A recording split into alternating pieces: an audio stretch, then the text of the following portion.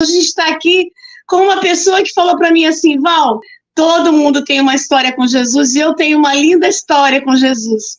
E é em nome desse nosso querido Jesus, que é o autor e consumador de tudo, que para mim é um grande guardião planetário e para todos nós, ele é o meu tudo e ele quer ser o tudo na sua vida também.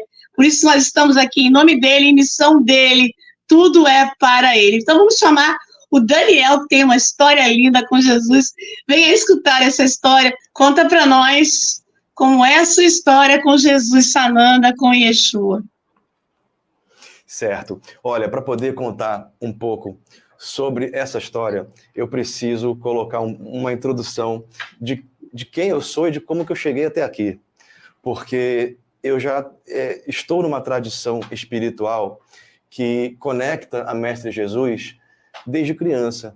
Eu tenho 40 anos de idade, esse ano faço 41, e eu faço parte de um templo espiritual desde que nasci. Os meus pais se casaram nesse templo, eu nasci lá, fui batizado lá, fui iniciado lá.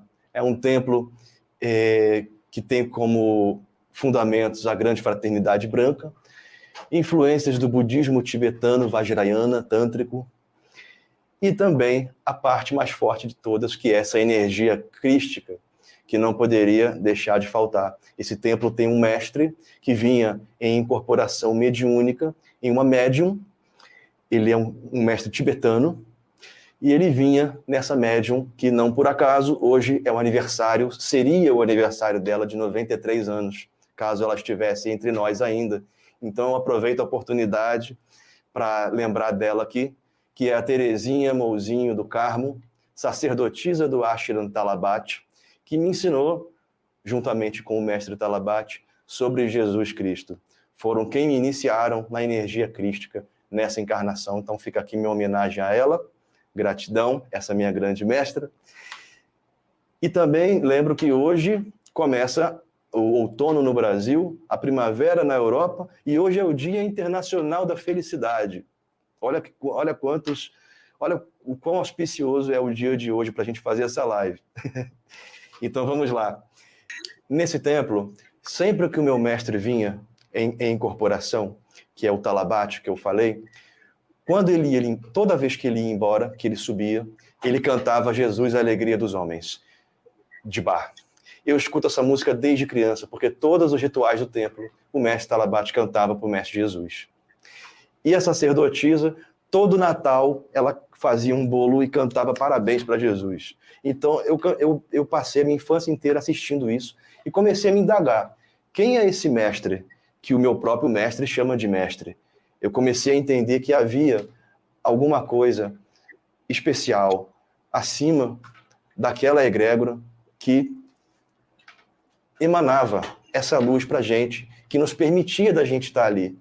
Então eu comecei a entender que havia algo maior, como um sol. E é assim que eu vejo Jesus, como um sol. Com o tempo, eu fui tendo experiências na minha vida com o Mestre Jesus, porque eu comecei a buscar. Eu comecei a buscar por Jesus. E eu tenho um nome de batismo no meu templo. Meu nome de batismo é Felipo. Igual Felipe, só que com O no final. Felipo. E todas as pessoas que eram batizadas, o mestre dava o nome e dava o significado. O meu ele não deu. Então eu passei anos perguntando por que o senhor dá o significado para as pessoas dos seus nomes e o meu não. O que significa Felipo? Aí ele falou, vai pesquisar que você eu não vou dar.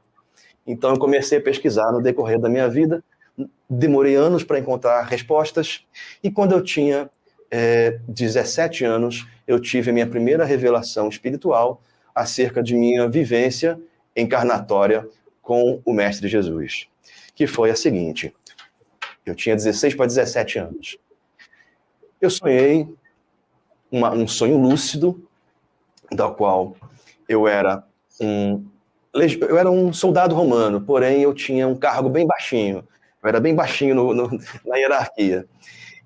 E eu era da região, da Itália, aquela coisa, mas eu fui chamado para trabalhar na região de Jesus. E eu estava no momento que eu queria mesmo ser promovido, que eu queria andar pelo mundo, que eu queria ter um cargo melhor. E eu imaginei que aquilo fosse bom para mim. Então, assim eu fui, estou tentando resumir aqui. Assim eu fui, e cheguei lá, me decepcionei, porque o trabalho era árduo, a terra era seca, desértica, quente, a comida era racionada, a gente era maltratado pelos superiores, e eu comecei a achar aquela vida assim muito miserável. Eu comecei a me arrepender, quis voltar e não podia mais.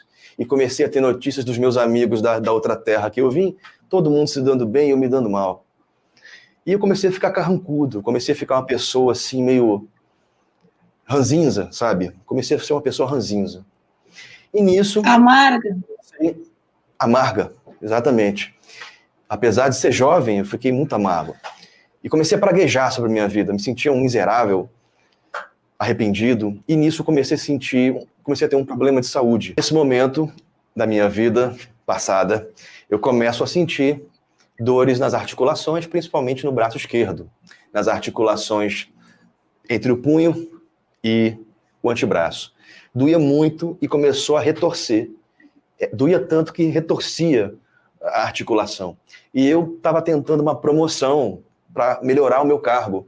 Só que eu não podia contar para os meus superiores, porque se eu já estava tão rebaixado ali, se eu contasse que eu estava com um problema de saúde, eles poderiam até me tirar o meu emprego.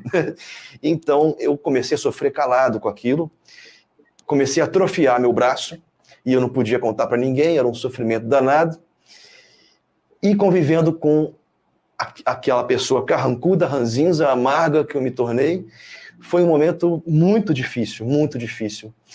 Até que, através do povo, e principalmente de um amigo que eu tinha, também era soldado romano, eu soube que havia, então, um homem que promovia curas, e que dava ensinamentos, e que estava ganhando fama.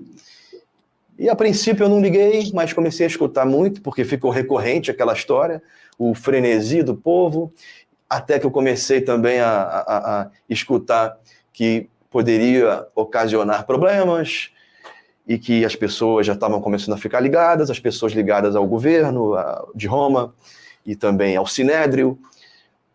Ok, até que eu, em segredo, nas minhas noites, pensava, e se esse homem me curasse?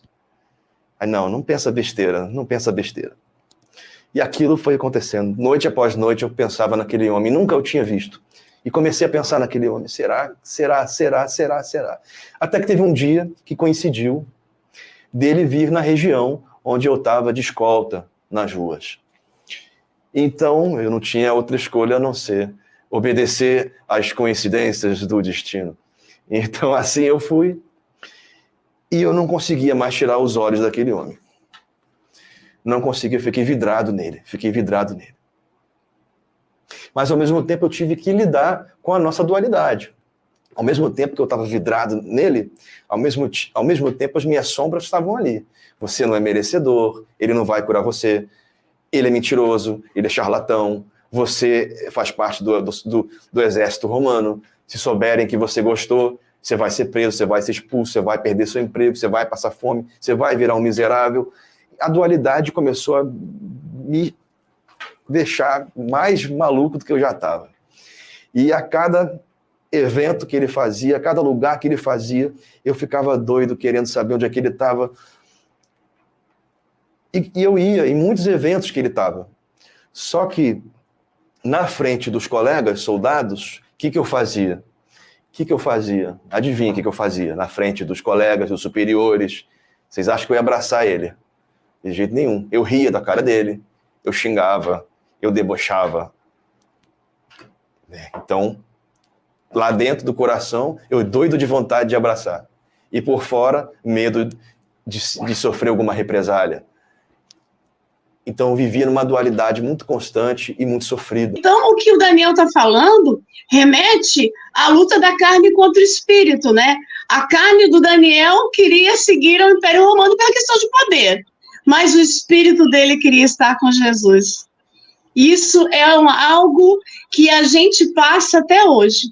Eu sei que muitos de vocês hoje, eu posso dizer que vocês ainda sentem isso.